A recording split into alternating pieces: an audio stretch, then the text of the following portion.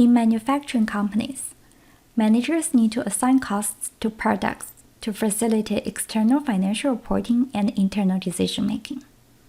Chapter 2 illustrates a job order costing system to calculate unit product costs.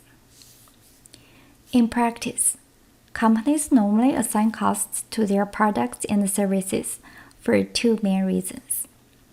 First, it helps the manager to carry out their planning, controlling, and decision-making activities. For example, a company may use product costing information to better understand each product's profitability or to set each product's selling price. Second, it helps managers determine the value of ending inventory and the cost of goods sold for external reporting purposes.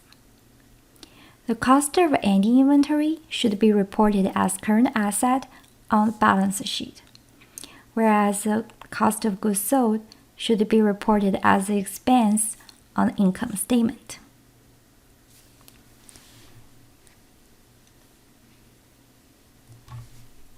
Absorption costing.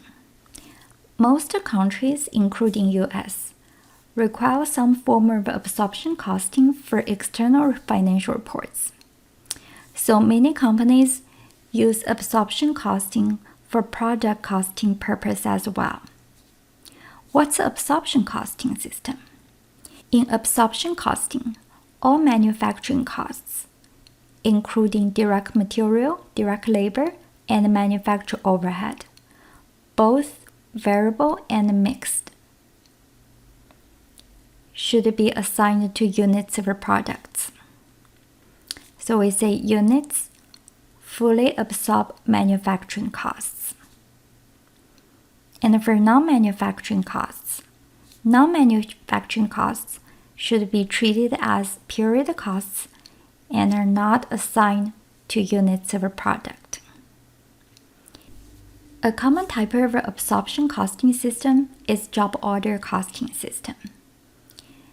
In Chapter 2, this chapter, and next chapter, Chapter 3, we will discuss job order costing system. In Chapter 2, we will focus on the role of a job order costing system in planning, controlling, and decision-making process. We will learn how to assign manufacturing costs to individual jobs. In next chapter, Chapter 3, we will explain how job order costing system can be used to determine the value of ending inventory and cost of goods sold for external reporting purposes. Let's first review job order costing system. Job order costing is a costing system used in situations where many different products, jobs, or services are produced in each period. Products are manufactured to order, and the unique nature of order requires tracing or allocating costs to each job and maintaining cost records for each job. Boeing and Walt Disney Studios are using job order costing system. In the job order costing system, direct materials, direct labor are traced directly to each job as the work is performed. But for manufacturing overhead cost, manufacturing overhead, including indirect materials and indirect labor, are allocated to all jobs rather than directly traced to each job. And we will learn how to allocate manufacturing overhead to each job. Let's take a look at the whole process. When a customer has placed the order, a production order is issued. After production order has been issued, the accounting department's job order costing software system will automatically generate a job cost sheet. The job cost sheet is used by the accounting department to track the direct material, direct labor, and manufacturer overhead associated with a specific job. Let's take a look at example for Paraco job cost sheet. There's a job number A-143. This number identifies a specific job. Date initiated, department, and item ordered by the customer. This is wooden cargo crate. There are separate sections for direct materials, direct labor, and manufacturer overhead, and also the summary section to accumulate those costs, and total cost and unit product cost. Let's take a look at how to measure direct materials cost. Once the sales order has been received and the production order has been issued, the production department prepares the material requisition form to specify the type, quantity, and total cost of materials. The materials requisition form is a document which specifies the type and the quantity of materials to be drawn from storeroom and identifies the job which will be charged for the cost of materials. Let's take a look at the example for Paraco materials requisition form. Job number here, A-143, which matches the job number on job cost sheet. There's a requisition number X7-6890. For this job here, it requires two types of materials. 12 2x4 12 feet lumber. It does not say lumber here, but this is wooden cargo crate, so the material is wood. Unit cost $3. The other type, 20 1x6 12 feet lumber. Unit cost $4. So we can calculate the total cost for each type of material. We use quantity 12 multiplied by 3 unit cost, and you can get total cost $36 for the first type of material. And then 20 times 4, $80 for second type material. Total cost for materials, $116. Once the material requisition form has been properly authorized, then the person in charge of the storeroom will issue the lumber, the material. After materials have been issued by the storeroom, the cost of materials will be charged to the job cost sheet for this job, A-143. The accounting department records the total direct material cost on the section of direct materials. Requisition number here, X7-6890, refers to the number on the materials requisition form. You can see here, those two numbers are the same, consistent. So from the job cost sheet, if you want to know details of direct materials, you can refer this requisition number back to materials requisition form to get details. Then on the summary section, we recognize direct materials total cost here, $116.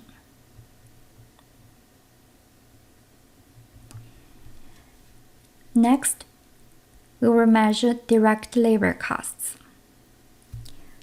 For direct labor costs, we use time ticket to record amount of time workers spend on each job.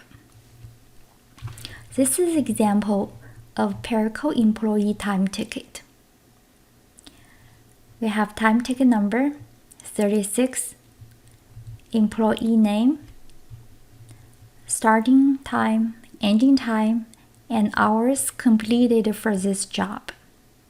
Hourly rate, $11. So the total labor cost for this job, we calculate by 8 hours multiplied by hourly rate $11, and then we can get $88 for this job, A-143. Then, accounting department records the labor cost from time ticket on the job cost sheet. So you can see here, the section of direct labor, time ticket number 36, which matches the one here. Then 8 hours completed for this job. Total labor cost, $88. And on the summary section, we recognize 88 here. We will allocate manufacturing overhead to the job using predetermined overhead rate. Recording absorption costing. In addition to direct materials and direct labor, product cost should include manufacturing overhead as well. So manufacturing overhead also needs to be recorded on the job cost sheet. However, assigning manufacturing overhead to a specific job is complicated because of some reasons. First, manufacturing overhead is indirect cost, which means it's either impossible or difficult to trace these costs to a particular job directly. Second, manufacturing overhead contains different types of costs. Some costs are variable overhead costs, such as indirect materials or supplies. Some are fixed overhead costs, such as utilities, property taxes, and insurance of manufacturing facilities. Third, many companies have large amounts of fixed manufacturing overhead, so their total manufacturing overhead costs remain relatively constant from one period to next, regardless of the number of units they produce. Consequently, the average cost per unit will be different from one period to the next. To apply manufacturing overhead to jobs, we need to calculate predetermined overhead rate before the period begins. This is a formula to calculate predetermined overhead rate. We divide estimated total manufacturing overhead cost for a coming period by estimated total units in the allocation base for a coming period. Ideally, the allocation base is a cost driver, which causes overhead. Well, why do we need to calculate a predetermined overhead rate before the period starts? There are two reasons. First, actual overhead for a period is not known until the end of a period, so it will delay to calculate job costs during the period. If we use predetermined overhead rate, it's possible to estimate the total job costs sooner. Second, actual overhead costs can fluctuate seasonally. That's misleading decision makers. Let's take a look at how to apply overhead cost to jobs using a predetermined overhead rate. To calculate predetermined overhead rate, there are 4 steps. Based on the formula here, step 1, we estimate the total amount of the allocation base, which is the denominator. Step 2, we need to figure out fixed manufacturing overhead and variable per unit manufacturing overhead. Step 3, we use the equation here, y equals a plus bx, to calculate estimated manufacturing overhead. Is this equation familiar? This is the same equation as we've learned in Chapter 1 to calculate a mixed cost. Here, y is estimated manufacturing overhead. A is a fixed part of manufacturer overhead cost. B is variable manufacturer overhead cost per unit. X is estimated total amount of allocation base, same as step 1.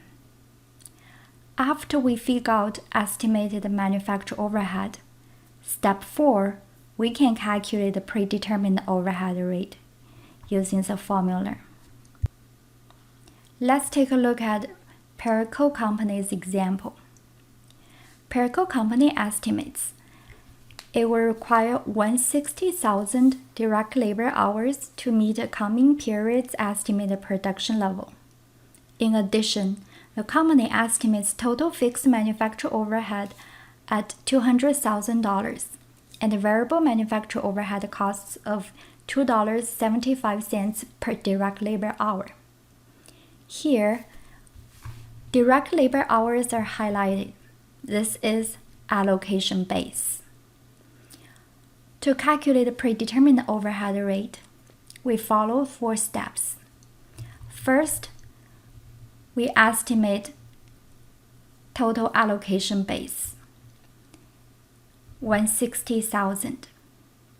Step 2, we figure out fixed manufacturer overhead, 200,000, and variable manufacturer overhead per unit, $2.75 per direct labor hour.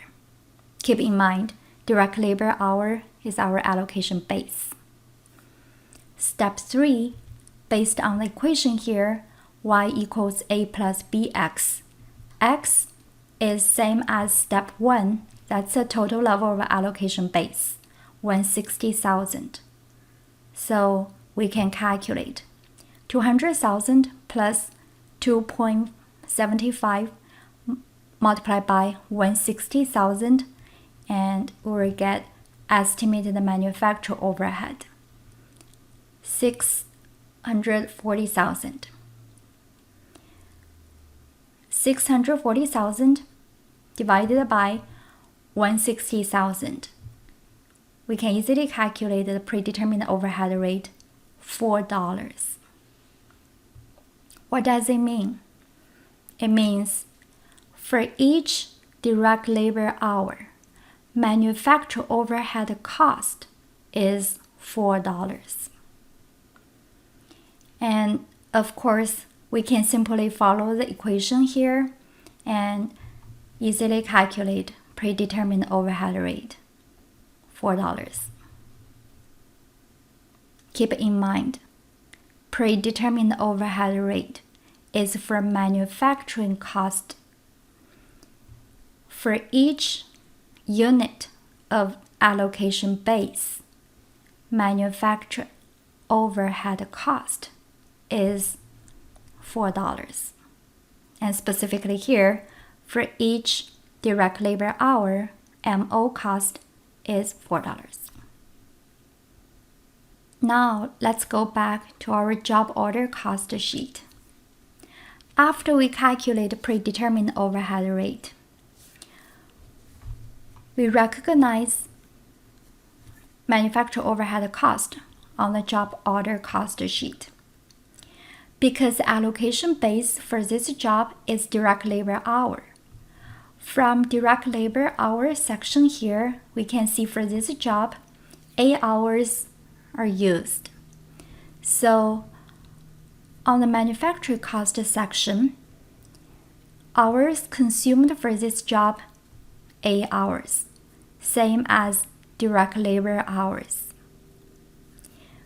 So to calculate the total manufacturer overhead cost, which should be assigned to this job, we use 8 hours, direct labor hours consumed for this job, multiplied by predetermined overhead rate, $4, and we can get $32.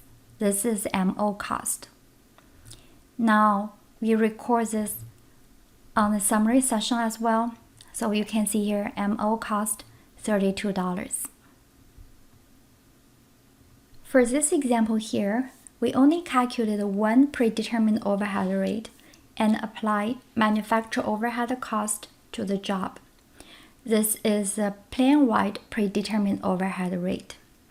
And based on the sections of direct materials, direct labor, and manufacturing overhead reported on the job cost sheet, we can easily calculate the total cost and average cost per unit of the job. Let's take a look at job order cost sheet again.